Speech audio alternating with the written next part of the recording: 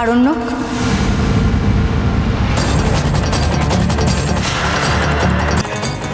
গরিমা, expect করনি তাই না? না সত্যি গরিমা, আমি তোমাকে এত সকাল সকাল এক্সপেক্ট করিনি।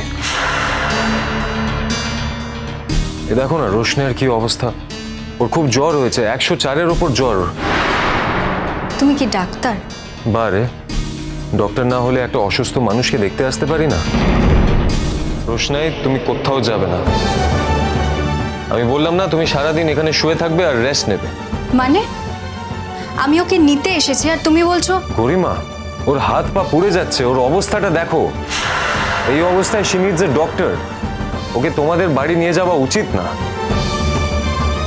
আমাদের বাড়ি থেকে ওর চিকিৎসা হবে, সেরকম হলে ডক্টর মুখার্জিকে আমরা বাড়িতে ডেকে নেব, তুমি চিন্তা করো না।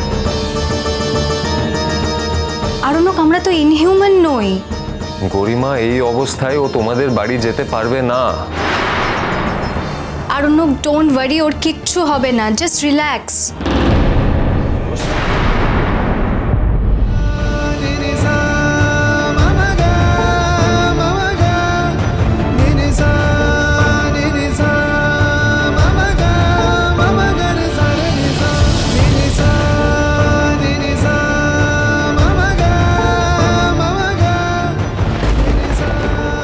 দেখলে, এই জন্যই আমি ভয়টা পাচ্ছিলাম। আমি জানতাম এরকম হবে। বারবার বলছি উঠবে না উঠবে না, কথা শোনো না। না, এবার চুপচাপ শুয়ে পড়বে তুমি। চলো চলো। রোশনাই, তোমার জন্য কি এবার অ্যাম্বুলেন্স ডাকবো? তাহলে তাদের লোকজন তোমাকে ধরে তুলে দেবে।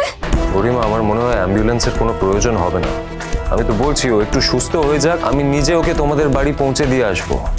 আমি তো বুঝতে পারছি না, কাল রাতেও তো তুমি ঠিক ছিলে, হঠাৎ এত অসুস্থ হয়ে গেলে কি করে? তুমি জাস্ট ওকে একবার ধরে দেখো, ওর কত টেম্পারেচার।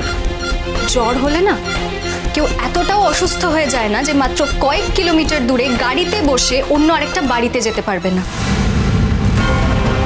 ওকে ওকে হসপিটালে যেতে হলেও তো একইভাবে যেত।